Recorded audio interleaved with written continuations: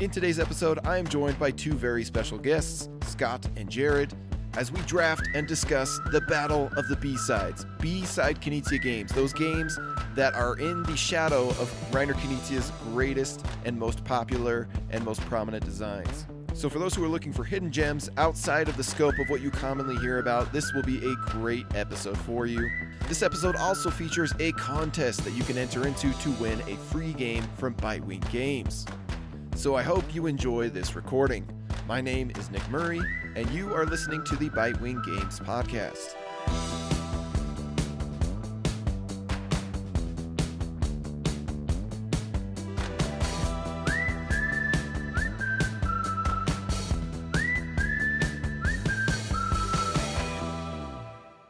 Welcome, everybody, back to the Bitewing Games podcast. It's been a long time. We've taken a long break, but for good reason, because we were dabbling in YouTube-isms in the meantime, and that's partially what has brought us to this episode today, because I am joined, my name is Nick Murray, and I am joined today by two of my friends, Jared and Scott. Welcome.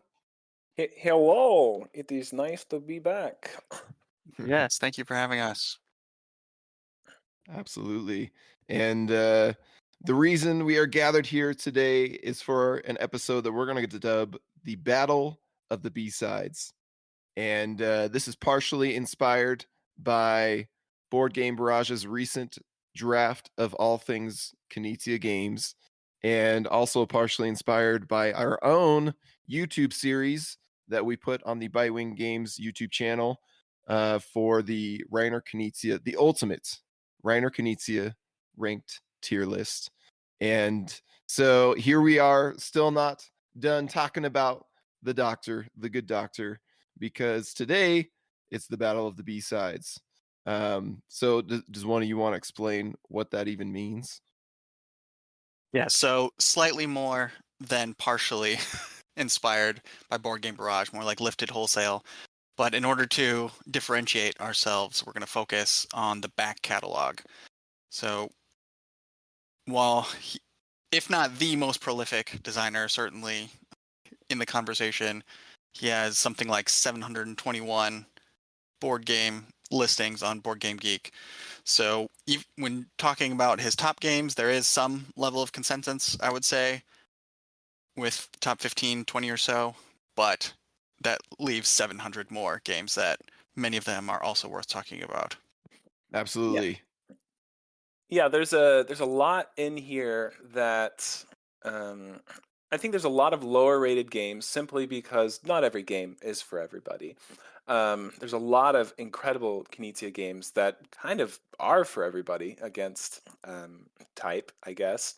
But there's a lot more that it's like, oh, if you like this type of interaction with people, then this will be one of your favorite games of all time.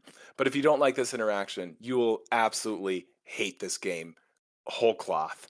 And so they're a bit more polarizing, a bit harder to like get people into for whatever reason. And so it's just like, why not give the B-sides a chance to shine in the sun? Exactly. And often these games get overshadowed by the big dogs, which is why we have eliminated the big dogs from contention. But to give you a little bit more context before we get into the criteria, myself and Jared and Scott are all mods of the Reiner Knizia Enthusiasts Discord server. And this server is growing very quickly. We only started it, I think, at the beginning of this year, roughly. And it already has over 500 participants. Many of them regularly jump on and join the conversation, join the fun. This was something I noticed a year or two ago when I was trying to find where are the Knizia fans. They're kind of hard to find. There are tons of us, millions of us, but no formal place where folks were gathering aside from honorable mention to a board game geek guild called the Reiner Knizia Enthusiasts.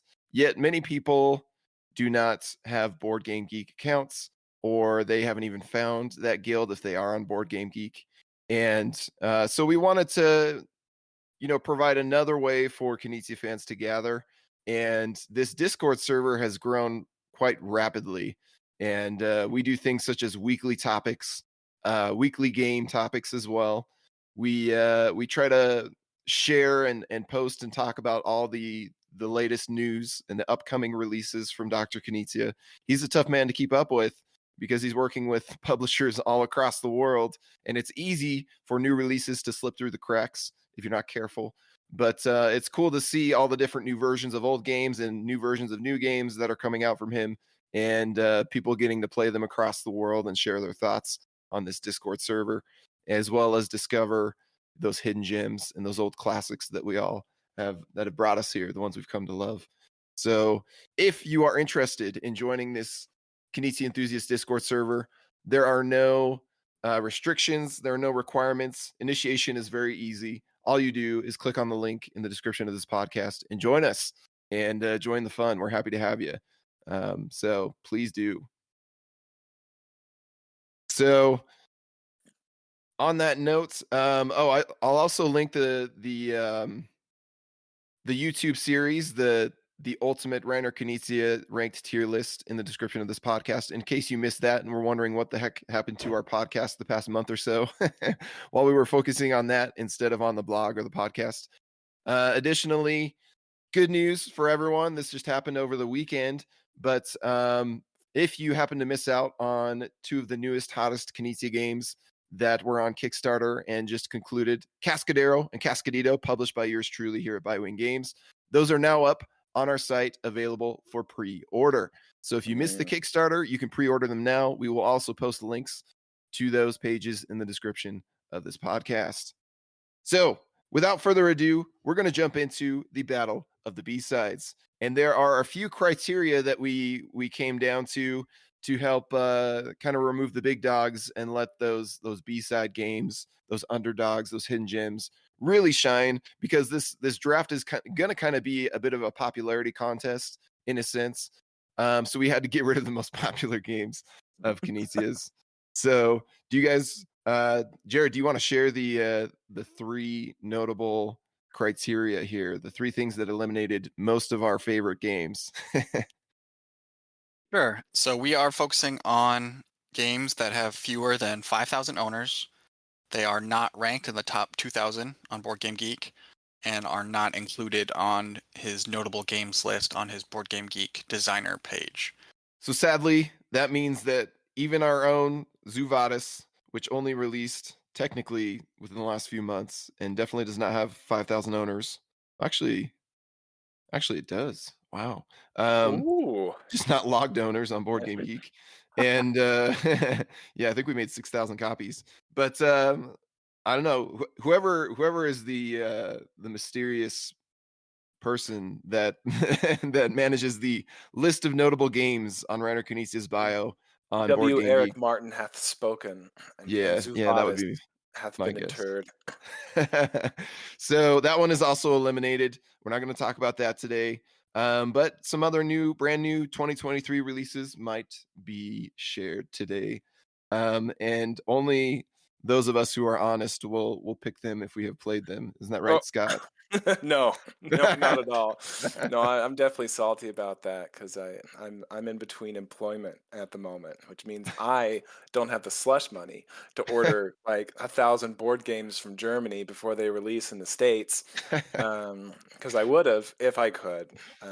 So not bitter at all, not at all. It's the great burden of being a Knizia fan. He just doesn't stop.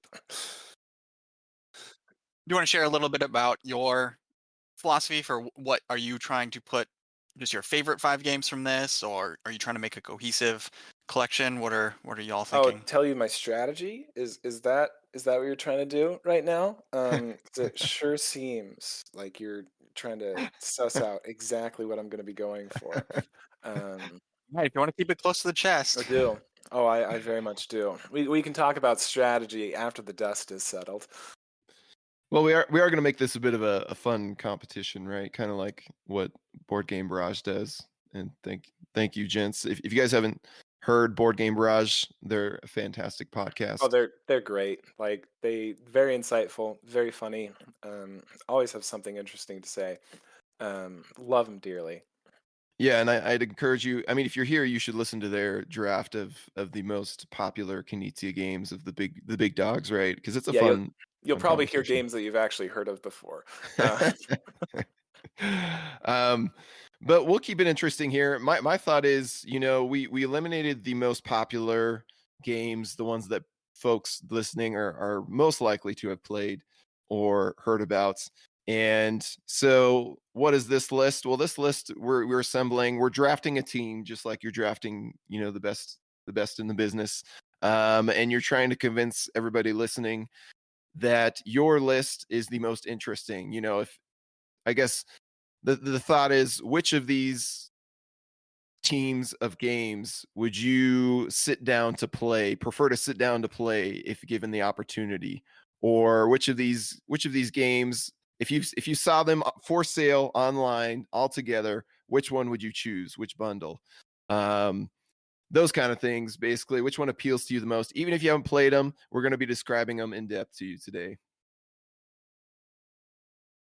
And we are also going to be doing a contest. Okay, so here's how it's going to work. We're going to have these three drafted teams of games, B-side games, that will be listed on the Reiner Knizia Enthusiasts Discord server. And in the description of this podcast, as well as on the server itself, you'll be able to find a link to where you can vote. You can vote for which draft appeals the most to you, which assemblage of games, and we will randomly pick one winner from all of these entries. And then I don't know, was there anything on the line for us, for whoever won, whoever got the most votes? I don't think that there needs to be much, because on my part at least, I will never let y'all live it down. So like the bragging rights is kind of gold to me at this point. But I also did say that I don't have a job, so I'm also very open to material winnings. It sounds like you expect to win, and you're not considering the fact that you might lose. Oh, I'm considering the fact. This much. Well, I guess this is something we can settle after this podcast if needed. So Yes, I'm thinking we could go for top moderator, or we have some latitude with the roles, so we can create a new role and have that highlighted for all to see. Mod. Sounds good. So yeah, let's jump into it. So we actually had a playoff to determine who gets to choose the order of this draft, and we played a secret, unpublished Bitewing Games Knizia project a couple weeks ago now, and of course the game knew its master, and I won that game.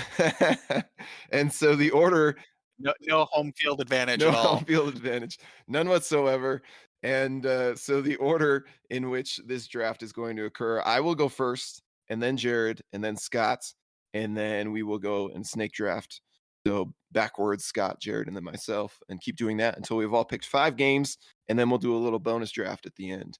So I think that's enough of an intro. Let's just jump into it, shall we?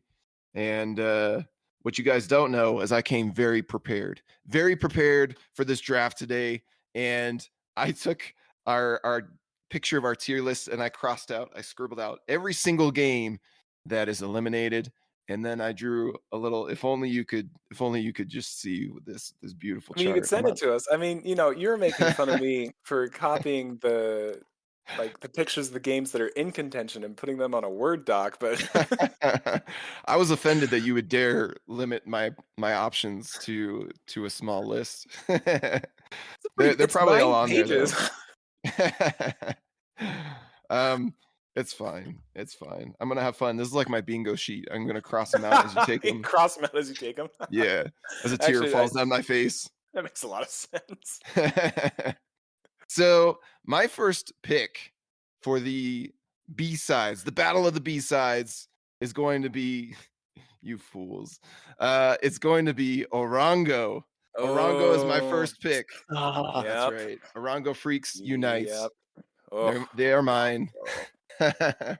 So why am I picking Orongo as my first B-side team draft? Well, Orongo, my friends, has two very special features to it. And those who are familiar with Reiner Knizia know that he is the all-time greatest designer of tile placement games and the all-time greatest designer of auction games. You got things like Tigris and Euphrates and Ra, and on the list goes in both of those genres of him proving that nobody has surpassed his mastery of these genres. Well, guess what, my friends? Orongo is the unification of those two genres. It is the marriage of tile placement and auctions into a beautiful race to the finish where players are erecting moai statues along the border of an island. And actually, this game is quite thematic because your resources diminish. The economy shrinks down, this closed economy. And you're depleting these resources all in this race to erect all moai statues first, your own and the final one. And it always comes out tense. It always comes out thrilling. And deciding when to bid high to get first dibs on placing out tiles and claiming spaces, and deciding when to bid zero so that you can replenish your supply with the highest bidders amounts and from the pots is just the most juicy cycle of decisions that you could possibly have. And I know you both love this game, so you can't deny it. Orongo is fantastic. No, Orongo's so good. Ugh. yes. The closed auction is terrific, and this is one of the few auction games that works well with only 2 players, Oh, which I found very surprising. super good at 2 players. It's so tense, so tight. I think, Yes, it scales very well. and I think I said this in our tier list, but I think Orongo is going to get a new version before too long. And so yeah, hopefully, it's one of those games that didn't quite get the love and the claim that it deserved when it first came out. And part of that is just because the production is a little messy all over the place, a little sloppy in a few different ways, but still one of Reiner's finest games and an S tier according to the ultimate tier list. So pretty strong, pretty solid. That was my first pick. Jared, what is your first pick? All right. So I'm not gonna lie, Orongo was in contention for the top spot. So I'm gonna pivot to maybe one of my overall favorites of his B-sides, and I'm gonna go with Tower of Babel. Ooh. So this is hard to describe. It is an area control game where not necessarily auctions, but you are building things together. So on your turn, you are going to be selecting one of the 8 wonders of the world to build a portion of that, which will require specific materials. And then as the lead builder, you get to choose the section and what materials you are going to be focusing on, but then you open it up to everyone else to contribute materials to help you build that. So, and for everyone that you accept and they help you to build it, they get their pieces in that area control space. But if you reject anybody and you do not want their help because you do not want them to have influence in that area, they get points instead. And this is combined with each one is a set collection to where having multiple buildings of the same type will stack in points. So there's another additional wrinkle where you can choose to not place any of the pieces out, but instead you will trade them for that set collection piece. So there is a lot of incentives for interaction, for pushing and pulling in all these different ways. And one of the final touches is that the areas will score in a variable order, and they become more valuable the later in the game that they score. So not only do you want to score one of the wonders that you have the most influence in, you want to score it at the right time so you can maximize your points. So this all works together to where you care so much about everybody's turn. You're always invested, and it is terrific, and I love it. I think it's best with 3 or 4 players, and I highly recommend Tower of Babel. This is one that I've only played. I think I've only played at 5 players, and so I only recently discovered people prefer it like at 3-ish, and obviously not 2, but yeah, I think there's a lot of cool stuff going on with this game. You mentioned the variable scoring. There's a chance that some of the areas don't finish right before the game ends, and then the scoring for those just plummets. So there's kind of a cool push your luck element where you want it to score right before the game ends, but definitely not after the game ends, because then you lose out on a lot if you have a lead in those areas. Yes, there is a lot to consider for how fast and how quickly the game plays. It's a 45 minute experience, but it packs a lot of game into that time. Right on. But as this is a draft and only one team can win, I think we're allowed to talk trash about games too, even if we don't actually believe it. And you have chosen the most ugly game in contention. So good luck with that. I wish you the best of luck. My favorite thing, the copy that I got of that game had the Colossus of Rhodes censored, had a little sticker placed over his crotch, which I think was hilarious. One of the funniest things that I've ever seen in a used board game. All right, so for my pick, you have a game that's good with 3 and 4. I think Reiner Knizia has an incredible gift for making games that are great for just 2 players. He has an incredible library of games, and many of them are more popular than this list allows. For me, I've got a few that are on my short list, but I'm gonna have to go with my heart. I'm gonna have to say Schottentotten 2 is my first pick. Nice. And not just as a cheeky, oh, I could play the original Schottentotten with these cards and just ignore all the stuff, because that would be very much against the spirit of this draft. But I mean, if someone were voting for this later and was thinking to themselves, what else could I do with this deck? I mean, there's that possibility. But if I had never played Schottentotten, or Battle Line. The first time I played Battle Line, it didn't blow me away. It was very simple, just very, very simple card play, and I did not understand poker hands, and the reference card included with the original Battle Line printing was not helpful at all, for poor little boys who've never played poker in their lives. But I've warmed up to it since. I think it's one of his just absolute best card games, one of the best card games like ever made.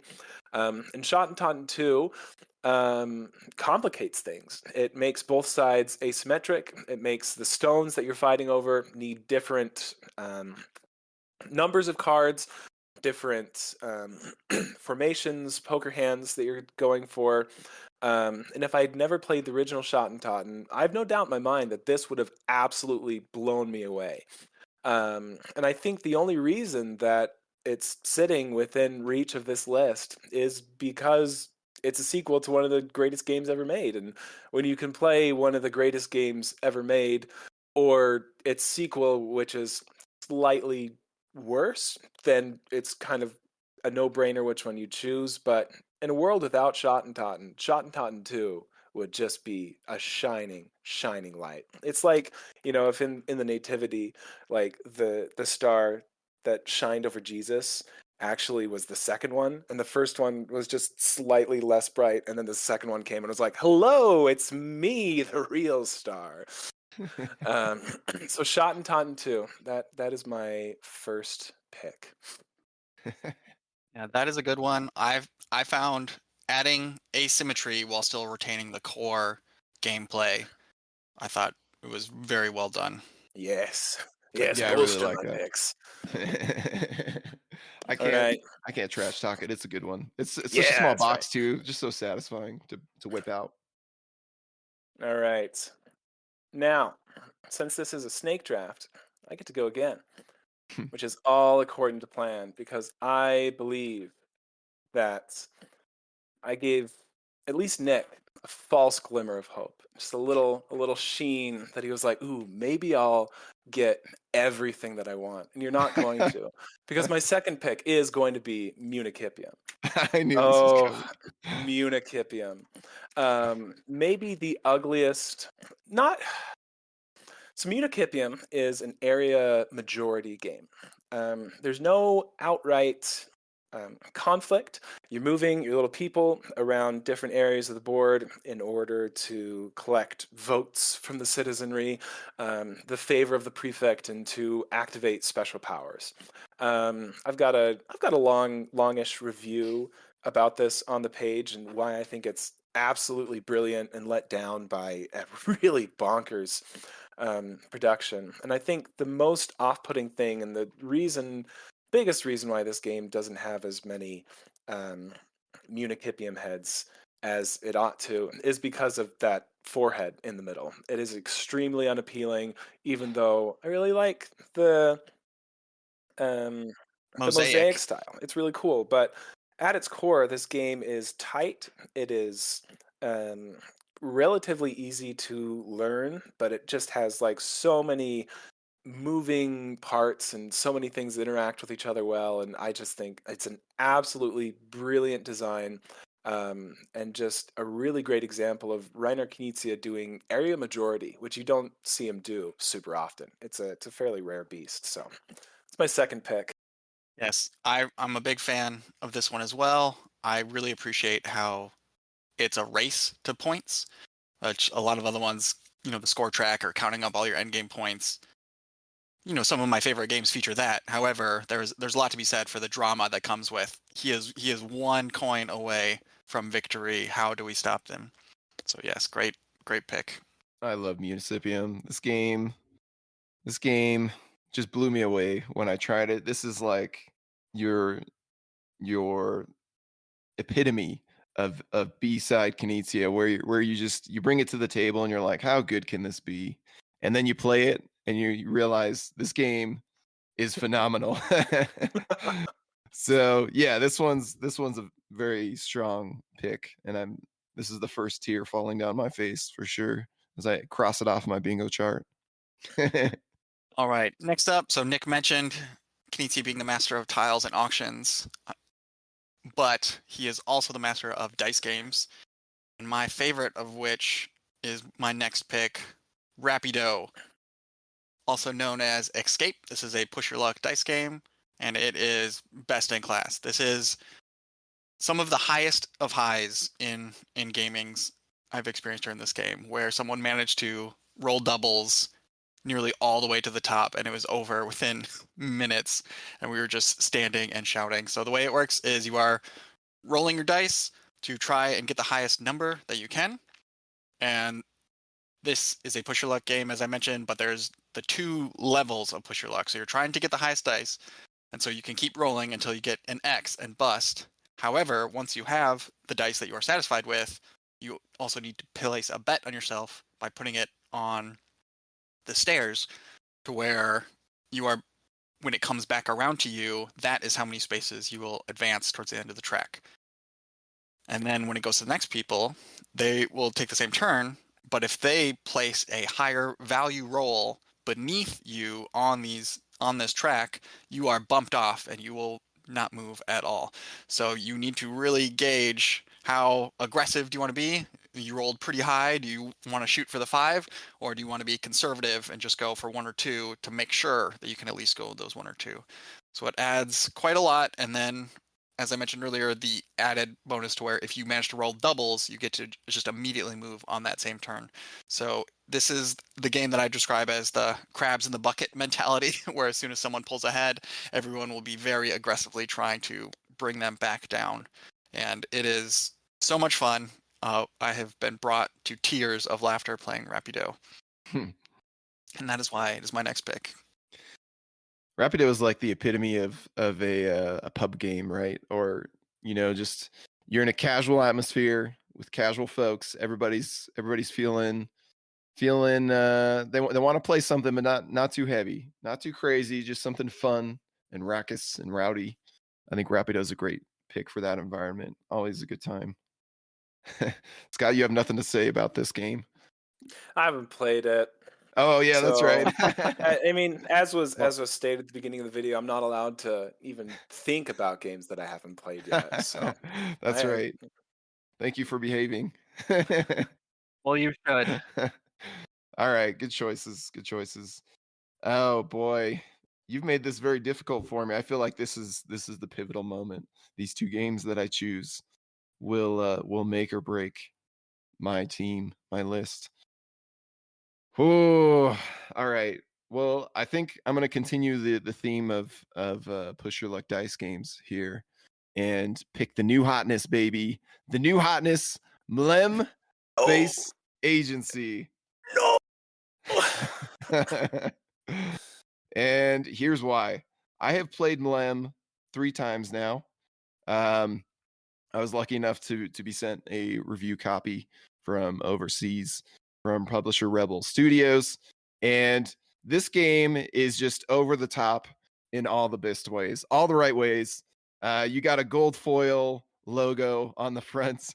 You've got catstronauts illustrated on the front, and then this long, luscious neoprene mat that spreads across your entire table and displays a yarn planet and a goldfish sphere planet and all kinds of delightful little Easter eggs for cat fans and cat lovers across the world. But the thing that makes me love it is that it has quickly become, after these 3 plays, one of my absolute favorite Knizia dice games, possibly even the best Knizia dice game, and one of my favorite push your luck games. And it's because of the social dynamics that it evokes. Now, players have a board with 8 special catstronauts on it, and each turn or each round, one person becomes the commander of the spaceship, and they throw down one of their cats at the top of the rocket ship, and then everybody else joins in by adding one of their cats. And this is where you immediately get some of that social banter and egging people on, or trying to entice people to place a high bet, or to at least help your rocket ship. Because these special abilities the cats have can be like, oh, let's start with a head start at we're going to launch from the satellite instead of from Earth. Or, oh, here's an extra die that you can have to bail us out and save us from blowing up. But there's also evil kitties that you can add on board that can hurt the progress of the ship. Or there's very selfish kitties that you can add on board. Once you see that other people are helping this ship to theoretically go further, you can just place your double bet token and try to milk as many points as you can out of this journey.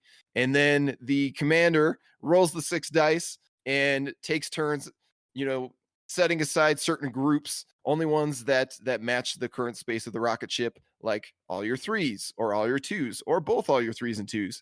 And then you move up the sum of the dice way up the track. But if you're picking numbers to move you up the track, then you're losing those dice. Only the afterburner symbols are ones that stay with you as you keep cruising up the track.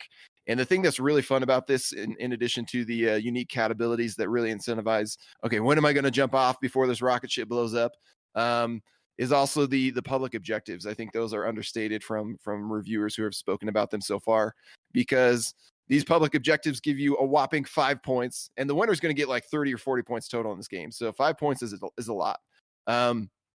And you're trying to be the first person to spread across multiple moons or multiple planets, or 3 on 1 planet, things like that. But it's a blast to collectively, root together for the dice until you bail out, and then you just start rooting for the rocket ship to blow up as it leaves you on a moon or on a planet that you've bailed onto. So I know that one of us, Jared, has played this, but yeah, Mlem it's been a hit with everybody I've shown it to, and I still want to play it more. There's great extra modules that mix things up. Just Reiner taking his classic, very trustworthy push your luck dice style and applying it to a fully fledged board game, which is a lot of fun. Yes, fully agreed. Die Astrokatzen, as my German edition says, is terrific. I've really enjoyed playing it every time as well. So fully cosign, as loath as I am to help out my competitors here. Yeah, it's a great, and then great production that really helps. And I've really enjoyed some of the other modules as well. It takes it even that much further. And while I have still yet to reach outer space amongst all my plays, so I want to keep coming back to it, if for no other reason than to see if it's actually possible. Excellent. Well, oh man, this is where the decision gets really tough for me. Game number 2. And for those who are just listening and can't see Scott's stink face, as he does not No, get to I contribute just to this I'm function. just like, this is why I was like, we got to give games time to settle, because this is like a 5-year-old that had a growth spurt and is the size of a 15-year-old, just pushing out down all the other kindergartners on the playground. It's just like, obviously Mlem is going to like shoot into the atmosphere. It's just maybe a little dishonorable. I don't know. I'm just putting that out there, a little bit You had two a little bit out chances. of the spirit of the B-sides. The B-sides. Yeah, that one's not even a 2023 Yeah, release. it's It's 2024. Get 2024. out of here. It's not even released yet. Baloney. That's why I didn't include it on the list. Then how come it has been up for sale since Essen and folks are playing it? Folks are loving it.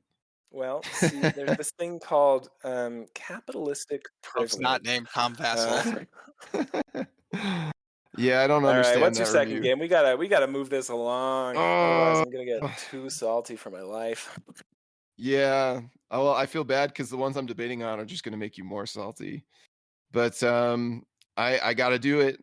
I got to do it. I got to go with my heart. And my heart says, Havalandi. Havalandi, baby. Wow. Another game Another overgrown toddler. Another game of dice and another game of flying things. But in this case, it is a tile laying game. And this is another one that I've played 3 times and quickly grown to love. Havalandi is honestly, it didn't, of all the 2023 releases that were announced and were put out there into the world, or are spreading out there into the world, this is one that's kind of flying under the radar. So I do think it's at least a little bit more fair. But maybe that's just my biased take. This is one that kind of surprised me when it was announced and very quickly released, because when it's a Knizia tile placement game, you expect it to get a lot of fanfare. But this one, I don't know, that the publisher, Pegasus Spiel, which is a very solid publisher in my opinion, they kind of just put it online and they were like, hey, it's going to be at Essen, and that was it. And I haven't really heard anybody talking about it since then. But I have to thank Jared for venturing all across the ocean to to pick up a copy for me from Essen and ship it back, because now I can steal it from the list of possibilities from you. So all's fair in love and war. Why do I love Havalandi? It's a unique game. You roll a die and it moves this airship around this triangular hexagonal grid, and wherever that airship stops, it's going to be pointing in 2 straight lines outward across this hexagonal grid. And those spaces that it's pointing across are the ones that you can add a balloon to. And so there are different ways you're trying to score, such as spreading across different types of regions or building a cluster in the same region. And you can even snake outward from one of those lines that you're building across within a region. So your options are even a little bit bigger than what the lines give you. But this one to me is just like one big constricting game where you place anywhere you want initially, all the spaces are open, and you're just like, all right, anything seems beneficial, but very quickly the spaces get claimed that you want, and the balloon's moving around, and then you're realizing, oh shoot, I really need the airship to stop on this exact spot so that I can put a balloon right here, because my whole big scoring strategy is pivoting right on this little spot. And it's thrilling to me. But there are special tiles that you can use, just like in Samurai, one-time use tiles that can give you an edge when the luck isn't helping you out. And to me, it's just a perfect mix of luck and strategy that has always played out in very satisfying ways. So Havalandi is my third pick, and I promise I'm done with the new hotness after this. But we got to shine a spotlight on some of these new releases that are surprisingly Excellent. Yes, Havilandi is great. I've been enjoying my plays of it as well, and I may have missed it if you mentioned it, but then it also has the variable end game scoring thing. So each game will play out a little bit differently, and it's a double-sided board, so the different paths. So yeah, a lot of packed into variety. Well, like I said, it's very accessible, and that dice keeps it from being too. It limits your space versus, Samurai, it can be a little bit overwhelming. Where it's like, all right, you can just play a tile anywhere on this entire map of Japan, and maybe you don't know where to go. For this one, those 2 lanes that you have options with some tweaks on that. So yeah, I also think this one should be a hit, and so hopefully people will check it out. Cool. But I also hope that people do not vote for Nick and vote for my list instead. Followed up with my next one. So now that we're a little bit into it, I will say that I do have a strategy for my picks. I am trying to do a well-balanced collection. So I think for these ones, we also need a really solid 2-player head-to-head game. And for this, I am going to go with Royal Visit. Very nice pick. So this is a tug of war between 2 players where there is the king and his guards who are being bothered by the wizard and the jester on the board, and you are going to be playing cards to move them up or down towards your castles, while there's simultaneously a crown token that's moving independently of the king. So there's 2 different ways to win, and you're playing your cards, and it's just tug of war back and forth in such a way that it honestly can be really frustrating. So when I played this with my wife, she bounced off of it quite hard. She did not like me undoing all of her progress. So this is one that lives at work, and it's a go-to lunchtime game if I only have 2 people. And there's different cards that trigger different things, or this is one of the crucial things, you can sacrifice your card play to execute the special powers, but when hand management is a big part of that, it's a double-edged sword there. And then when Nick was dinging me for poor production choice and the ugliness of Tower of Babel, the same cannot be said of Royal Visit. The yellow edition is gorgeous with a cloth map and chunky wood screened pieces. So yes, Royal Visit is a great 2-player game. I'm surprised your wife doesn't like this, because this is actually one of my wife's favorite Knizia games. So we've gotten a lot of plays out of it, and I think it's a great pick. Good old Royal Visit. Something about just undoing her whole turn rubs her the wrong way. I think that's the case for war. It's definitely a taste that not everyone has. Yeah, I think that's the most common complaint I see about the game for people who don't enjoy it as much as we do is that what you do can be very quickly undone.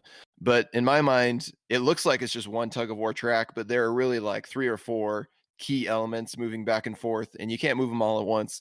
And so deciding which ones to commit to at which times is really fun for me. And we've gotten a lot of plays out of it. Still not old, still not worn out. It's actually, in opposition to that, to me, it gets better with more plays. So, all right, pick number 3 for me is going to be pretty easy, because I want to have fun with this. I want to have a little party time. And there's one card game of Knizia's that, since it entered my collection, has made itself an indelible part of it and will never ever leave. And that is Bitewing Games' own Hot Lead. Hot Lead is super, super quick, simultaneous selection, set collection sort of auction dealio. It's like the second half of For Sale, but that's the whole game, and it takes 10 minutes, and it's hilarious, and it's absolutely fantastic. It's great with 3, fantastic with 4, and absolutely amazing with the full 5. It is very, very quickly became one of my favorite card games, full stop, and I think it belongs in absolutely everybody's collection. So Hot Lead, pick number 3. This is one that it surprised me a little bit when we went through our whole tier list, Scott, and talked about so many different Knizia card games. There are very few that are this quick. I think there's what No Mercy is another one. but not many that kind of hit this sweet spot of being like very spicy, but also very fast and addicting, replayable. So that's that pick both hurts me and it's a bittersweet pick, right? So I'll let it be. Beauty. Man, pick number 4 though. This is very, very difficult. Because I know what I want. Man, do I know what I want, but I'm not sure that I should take it. Very much split. But at the risk of alienating my entire audience, my entire voting base, and kicking me out of office, I'm gonna go with my gut here. I'm gonna say the Siege of Rundar for number 4. Ooh. It was not what I was originally planning to do, but I realized that I want a nice little rounded collection here as well. And the Siege of Rundar plays solo and is very fun solo. It plays co-op and is fun co-op, and it's just hard, man. It's a deck building co-op struggle against cardboard standee trolls, goblins, and orcs. And it is just, it's cruel. It's everything you want to do is just, you've got 2 fewer cards than you want. The orcs are always coming. You're always just putting out fires everywhere. But the progression that you get and the sense of desperation, I think, is really, really great for a co-op game. This is one that, if the box was a slightly more calyx size, I probably would hold on to. But as it stands, I think it's just like a little too long. But there are variations out there, and you can get the flavor that you want with it. And it's a very flexible base system, I think, and is very ripe for riffing and expansions, variations, and just kind of doing whatever you want with it. I think it's a really, really interesting game, and gives me that deck building fix and that really hefty kind of epic struggle against an uncaring system that all good co-op games should strive for.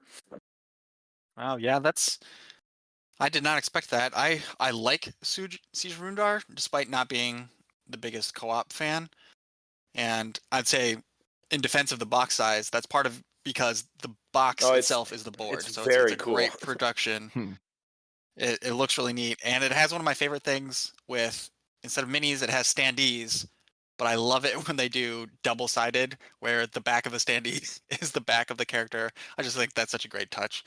For me, what keeps me from loving it is just, I would like a little bit more dice luck mitigation, because sometimes you can do everything, you can have the best weapons, and then you just completely whiff. and it is part of the challenge, right? It's a hard That's it is life, a hard baby. game. That's life. And yep. And I really like the collaborative deck building parts where you're all helping to make the new equipment. So I would love to see an expansion for this that maybe added some more options to for some re-rolls for us unlucky few. Yeah, but I like good Siege of pick. Rundar a lot. And honestly, I feel like I could take some notes from Reiner's newer Malem Space Agency. Not to plug my own list, but no, that Malem. The reason I bring that up is it has a lot of push your luck as well, a lot of dice rolling. But the somehow it's still spicy, but it doesn't feel nearly as punishing. And that's one thing about Siege of Rundar. It can be very punishing sometimes. But I like this game a lot. I feel like it's one good expansion away from being one of my all-time favorite cooperative games. But I still own it and enjoy playing it. So hopefully it's not the last that we've seen of Siege of Rundar from Dr. Knizia. Agreed. All right. So for my penultimate pick, I want to have a really good card game. So I'm going to go with Art Robbery. So this is Art Robbery. It's a small box card game where it's played over 3 rounds, where the theme is you are thieves who have successfully robbed a museum, but now you are fighting over the loot. So you are going to be playing cards to claim tokens that have various number of points. But then the real trick is once someone has those tokens, you can play cards to take it from them into yourselves. And so it's going to be hot potato style all over until the round ends, and it's whatever you end up with is what you get to claim permanently, and you do that 3 times. But there's of course some added wrinkles in there. There's a guard dog that will protect you from being stolen, but then the guard dog's its loyalties are also fleeting, and so it can go to someone else. There is the boss tile, which is only worth points in conjunction with one of the other ones, so it's harder to go through there. And then the part that really makes it sing and takes it to the next level for me personally is there's a variable number of alibi dots on these tokens, to where it's that classic Knizia twist where at the end of the game it's whoever has the most points wins, except if you have the fewest alibis, you are eliminated because you take the fall and are arrested and cannot win. So this leads to situations where it's late in the game and everyone is desperately fighting over a 0-point token that has the 3 alibis on it. And so it plays really quick, it's really fast, it's really accessible. Another great production from Helvetique with a cute little wooden dog and everything. So highly recommend Art Robbery. Man, Art Robbery, great pick. I think I've said this a lot, but I feel like this is what Cover Your Assets should have been, and just a better version of it all around, because there's room for clever nuance in what cards you play and when you play your cards. And it's one of those very simple, approachable card games that Reiner does what he does best in bringing out the interaction between players and the banter and the and the funny moments where somebody works so hard to snatch up a chip and then it immediately gets stolen back away from them. And so definitely a light one, but a lot of fun that I've had with Art Robbery. So solid pick. Excellent. Back to me. And all this talk of picking a 2-player game and picking a card game, and you guys thought that you were spreading far and wide with your picks, but in reality, I've been playing 4D chess because I've been picking games that are good at 2 players or even fantastic at 2 players all along, yet they play with even a broader range of player counts. So this includes Orango, this includes Havilandi, which I've played at 2 players both, and was surprised by how good they were. But I'm going to pick perhaps Reiner's most sneakily amazing 2-player card game that doesn't just play 2 players, and that is Cat Blues. Predictable. Cat Blues, baby. Predictable. Cat Blues is, hey, you can't come at me for choosing an old game. So Cat Blues is fantastic. It's got everything you want in a card game. It's quick, it's spicy, it plays shockingly well for an auctioning game at 2 players. And here's why. So you lay out a row of cards that are up for auction, right? There's 4s, there's maybe 2, a 1, maybe a joker, and you're trying to build a better hand and build within your hand a quartet of cats of the same type so that you can cash them in for mouse tips. But you can only do that when you win an auction. And when you win an auction, you spend all the cards that you just bid with, and hopefully what you're claiming from the middle is better than what you spent. And the reason I love this game is the auctions are so unique. You can either bid multiple cards of different types and just throw out a bid of like 2 cards, right? But they have to be different types. But somebody can raise that bid and bid multiple cards of the same type. So be like 2 1s or 2 2s. And so this bid goes up and up. And when it comes back around to you again, you find yourself more and more reluctant to spend these cards that you've worked so hard to earn in previous rounds and in previous auctions. But kind of threading that needle and bidding out other people and amassing a better hand to cash them in for mouse tips is the name of the game. And for me, the reason this one is not quite as highly sung as his most popular card games like High Society and so on is because it's the publisher didn't really do it any favors by telling everybody, hey, you can play this with 5 or 6 players. Go on, it'll be fun. Which is absolutely untrue. not something you should try. It's really a 2 to 4 player game. On top of that, it's one that if you don't warn newcomers, they can really shoot themselves in the foot by bidding away their entire hand, or essentially quartetting away their entire hand for early mouse tips, and then having nothing in their hand to It remain is competitive. so easy to crash and burn in that game. Like just right off the runway, just. Yes, I did exactly that in my first plays.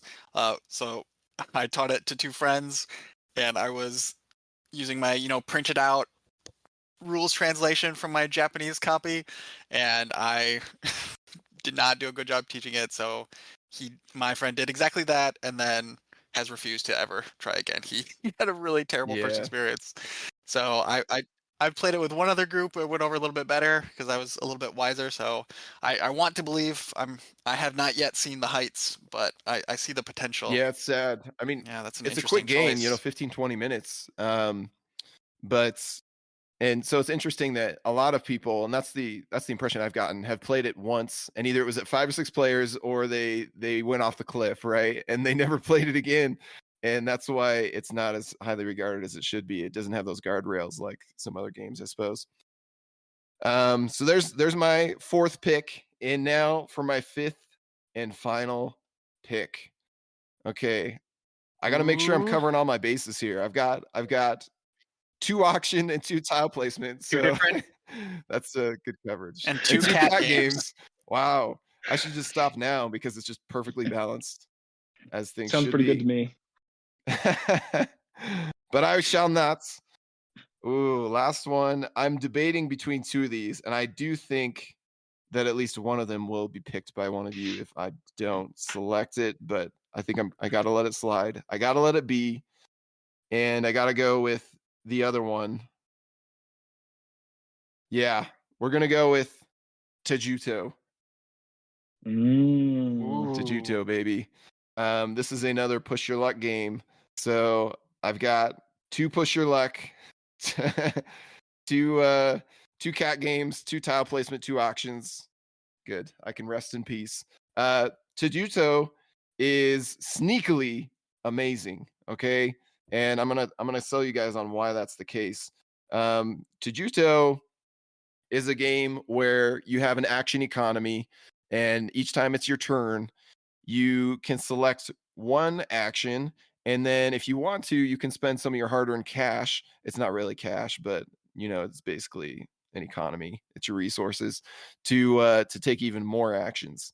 And over time, you'll grow in power and ability to take more of these actions, and it becomes a weird trade-off of like, okay, I can spend 2 for my second action, and 4 for my third action, and 6 for my fourth action, and am I getting back even more than what I'm spending? And that's part of the challenge. But the thing that makes this game so interesting and unique from many other Knizia games is often you're reaching your hand into a huge cloth bag and pulling out a pagoda piece. And these pieces come in 8 different colors and 6 different sizes. So there's just a ton of plastic little bits in this bag. And there's this weird element of pseudo dexterity or sensory challenge where you want to reach in and grab the right sized pagoda, and then you're hoping that you pull out the right color. And as more colors come out onto the board and these pagodas build up taller and taller, it becomes easier to calculate those probabilities and try to work the system.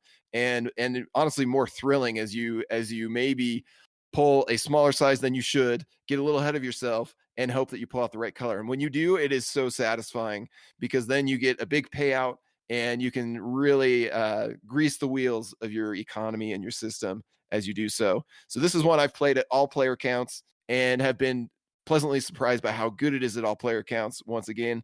And it's one that gets better and better with repeat plays. And for those who think it's just a luck fest of doing the bare minimum or whatever's the most probable, I challenge you to come play at my house and see if you don't get trounced, because I found that you can very much, as an experienced player, trounce other players in this game as you pick up on the nuances. That is Tajuto. Yeah, unfortunately, I have to fully agree with everything Nick said. I love Tajuto. I know Quacks of Quedlinburg is super popular, and like I get it, but I really wish I could show these people Tajuto, because having the different sizes and just that modicum of extra control and ways to actually take a chance and have it pay off, like Nick said, it's among the highest of highs that gaming can provide when you push your luck to, I really want to go one level higher than what's there, and when you nail it and when you get the color, it is wonderful. And the economy is also really interesting because it starts out just so tight and you have so few of those. I think prayer points is what they're called, because you're monks, you're trying to be the most serene and enlightened. And at the beginning, like one, and you have so few and they come so tight and so precious, but then eventually you can upgrade and you can build your engine a little bit by boosting your actions, and it's a really, really good game, and it looks It's crazy looks how really nice as well. Yeah, the contrast between those initial turns and Yes. then the end turns, you're spending like dozens of prayer points and you're earning back dozens, and you can have some crazy turns towards the end. It's a wild game. Yes. Yeah, and the race for the end game achievements is Tajuto is really good, and I also think it's well worth seeking out. All right, so for my final pick, I am going to go to the Nick Murray playbook and choose the new hotness of Sunrise Lane. So this is a reimplementation of Rondo, I believe it was. And Yep. It came out this summer from Horrible Guild, and it's a precious little package, a really small box, compact, tiny little board. And in this game, you are building out your neighborhoods by playing cards to do up to 5 layers of houses. And so the way it works is the spaces have colors and numbers on them, and like colors is what cards you can play, and the numbers is how many points they're worth. But then for each card that you play, you get to stack it up and go for more points. So if I play 3 green cards on a green 3, then I get 9 points, which is nice because points are fun to get. But then you're also branching out and expanding, so you can play kind of a train to where if you can play less suboptimally to try and get fewer points on this space, but that allows you then to reach this juicier one where maybe you have for a lot of that color. And with a really restrictive hand limit of 5, where it's a big part of the game is managing when you have the colors and when's the right moment to strike. As you expand out, then there's also the options to play parks, which don't give you any points, but then they do allow you to access those areas. And then all of this is combined with the fact that there are 4 different districts that score in 2 different ways. In one of them, you just want to have a lot of houses, but in the other, you want to have the tallest houses. So you are competing in a few different ways and get those districts, all while also trying to do longest road style, having the most houses in a connected chain. So this all plays really quickly. It goes, about half an hour. I really like the production. I know the houses can be a little annoying because some of them only stack in one specific way, but that small quibble aside, I think it's a really great box of game, and it's a really solid entryway into the hobby and to Knizia games as a whole. I highly recommend Sunrise Lane. Yeah, this is a game you can teach anybody, and I love how quick it is, how pacey it is, how approachable it is. And it's in some ways it's a bit like Ticket to Ride, but I've seen some people being like, "Oh, there's no market draw where you can see what you're picking. You're just drawing randomly from the deck, and it's too lucky." And I'm like, whatever. Like, there's so many options where you can play those cards out on the board that I've never felt like, oh, somebody's getting so lucky drawing this color at this time, because so much of the game is about claiming these lines before other players do. And if you're just fishing for a specific color because you want to go to one certain spot and you're not willing to pivot, then this probably isn't the game for you. But it's a very fun game, in my opinion, of pivoting and of capitalizing on the opportunities that lay before you on your turn.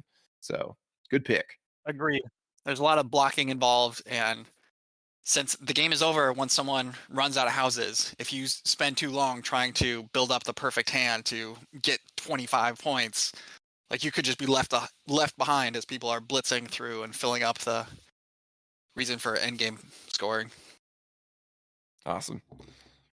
All right, Scott, bring us home. All right. Well, first of all, I want everyone to acknowledge that I did play nice. I didn't hate draft a single game. All right. I am representing the people of the world who are unable to access the bourgeoisie of board games, Oh, going to sure. Spiel, Essen, and having connections and whatnot. Yeah, because Municipium is so easy to track down. It is. You can get it for $10. Like, Yeah, that's true. nobody knows the hidden gem that they have. But I want to go with the people's pick, and the people's pick is what can I play right now, right this instant, without any delay. Or maybe I want delay and I could play it asynchronously, which is maybe not the best way to play it, but there are a lot of people who do play it on BoardGameArena.com, and that is going to be Gang of Dice. I'm looking at my list, and I was planning on having a tile layer. I was planning on having an auction game, and I've got Hot Lead, which is kind of an auction game, and I've got not really a tile layer, but I can't leave Gang of Dice out in the cold because it is one of the funniest 4-player dice games that I've ever played. And if you're playing with 3 people who are willing to like just go for it, then it's a great 3-player dice game as well. But with 4, like there's just some magic that happens there. If you do play this on Board Game Arena, which you can go do right now and get a sense of yourself, I'd recommend playing it real time with friends over Discord, so you can really get like the ego in there and pushing people to throw more dice.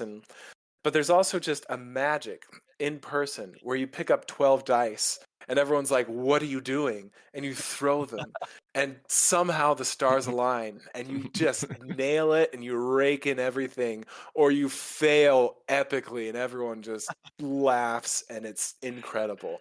I would love to see this game go up to 5 because I think it can absolutely handle it, but I think it's just a really, really funny dice game, and one that I absolutely love to pull out. Whenever I pull it out, people are always like, "What is that? It looks fun. I want to play it." It's got like this weird like mustachio die on the cover, Yeah. and it's just like it's so good. It's just so good. And that's gonna be my last pick. I'm going with my heart here, the heart of the proletariat.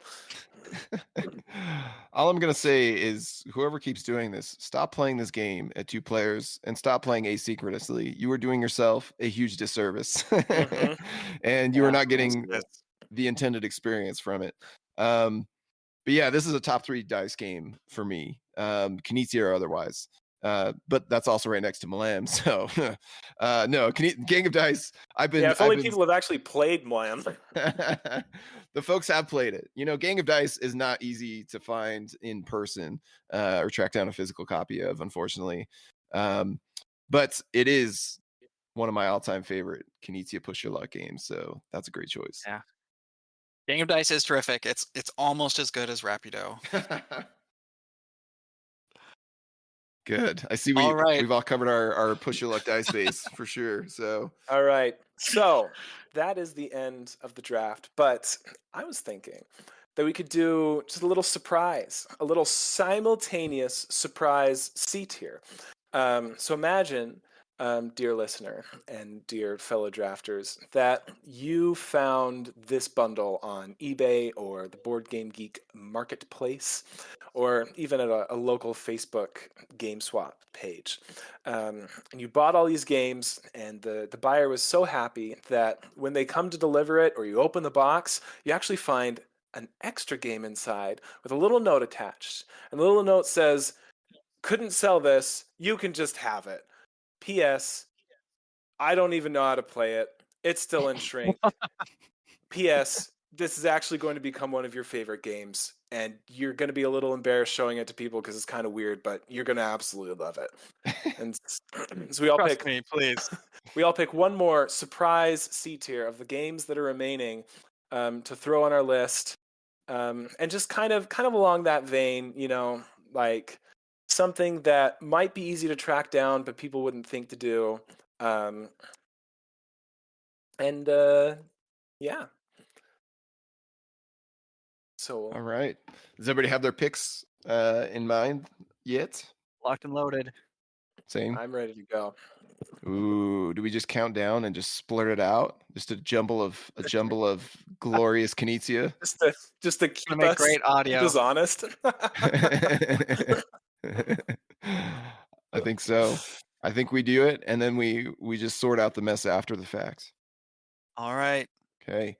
3, 2, 2, 1. 1. Viking Seesaw, Rhinelander. baby. and Tigers Contest of Kings. Well, you went deep, Scott. You went deep. Viking Seesaw, like people would buy that immediately as soon as it popped up. Yeah. Baloney. No. There are unbelievers. There are unbelievers out there, and I don't understand what game they were playing, but they claim that it was Viking Seesaw, and they're trying to scare off everybody else from trying it, and I gotta fight for this. I gotta fight for it. All right, Viking Seesaw from Nick. What was yours, Jared?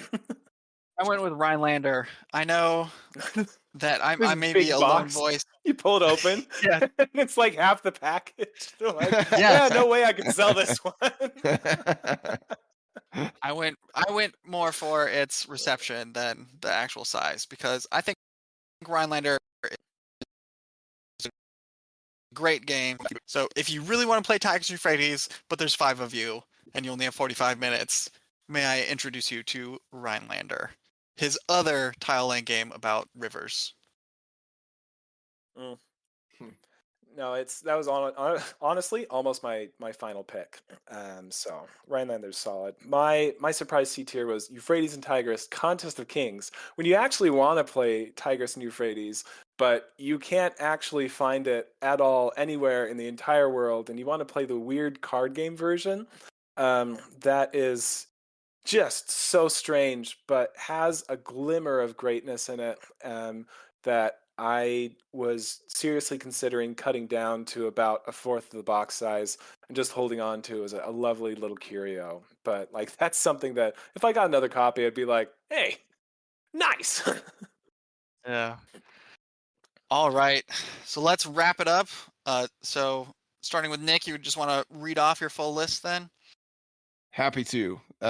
My picks are Orango, Mlem, Space Agency, Havilandi, Cat Blues, Tajuto, and Viking Seesaw. I had to sneak in a little filler dexterity game there at the end. Something way off from my perfectly balanced list. So All right. And me, Jared, I went with Tower of Babel, Rapido, Royal Visit, Art Robbery, Sunrise Lane, and with a bonus B-side of Rhinelander. And mine is Schottentotten 2, Municipium, Hot Lead, The Siege of Rundar, Gang of Dice, and the surprise, Euphrates and Tigris, Contest of Kings, which is the cheapest way to get the original Tigris and Euphrates leader discs, by the way. Just putting that out there. It's like someone had an idea about something. Yeah. wait, so they're the exact same discs as in They're the the exact original? same discs, and like the cards are kind of like the old Eldorado-sized cards. They're mini. It's very, very strange. They have a weird finish on them as well. Nice. It's a very, very audacious game. Well, I don't know Well, this was a lot of fun. Yeah. I think it proved just how broad and diverse, because on my long list that I prepared, I didn't even use most of them. I feel like we could do this again with 15, 18 completely different games and still have a lot of really solid options to go with. Yep.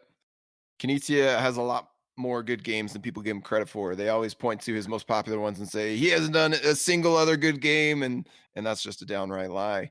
And we could prove that again and again if we needed to, but I think this is a good place to start looking through those B-sides, baby. Yes. So, and if any listeners find themselves in the St. Louis area and wants to try some of these hard to reach ones, please let me know. I'd be happy to introduce them to you. So again, we will. I was going to say, be sure to place your vote. Follow the description of this podcast. Place your vote. We're going to pick one lucky winner who will get to choose one game from the Bitewing Games catalog to get sent to them, and it could be one that hasn't released yet. Those are fair game as well. So at least the ones you know about are fair game. So and you can get that even if you don't vote for Nick. Just making that clear, like, you know. Just to say, for some reason, only the people who vote for me get entered into that contest. No, Everyone I'm kidding. Qualifies. Yeah, it won't be from the most popular. You're not choosing which one you think everyone else is going to vote for. Just the very act of voting for any of these three lists will enter you into the contest. Okay, and one of them will win. One of the teams will win, but that's just bragging rights for us. It has no determination on whether or not you have a chance of winning a game. So yeah, vote with your heart, please do. We want to know. And then be sure to join us afterwards on the Reiner Knizia Discord server. We do talk about other games as well. It's not exclusively Knizia. That's just what brings the community together of like-minded people who enjoy these type of simple to learn yet so much strategic depth and interaction games. So it's the ethos, not necessarily the designer, that brings us all together. And we would love to have you there and join in on these conversations. Absolutely. And it was a pleasure to have both of you, Scott and Jared, on this podcast. We're going to have to do this again soon, I think. Find ourselves a new topic and not make this the last time we gather together and talk all things board games. Definitely. Thank you for having me. And there you have it, the Battle of the B-Sides. We hope you enjoyed this discussion. We hope you participate in the voting of which draft is your favorite. We'll give you about a week to vote before we close the polls and determine the winner of the contest. Again, the winner will get to choose any one Bitewing Games product to be shipped to them when it is available, if it isn't currently. And again, we thank you for supporting us here at Bitewing Games. As mentioned, Cascadero and Cascadito are now available for pre-order, just like Spectral and Trailblazers Sasquatch expansion. And those aren't the only games we're releasing next year, as we launch plenty more exciting projects. My name is Nick Murray, and you've been listening to the Bitewing Games podcast.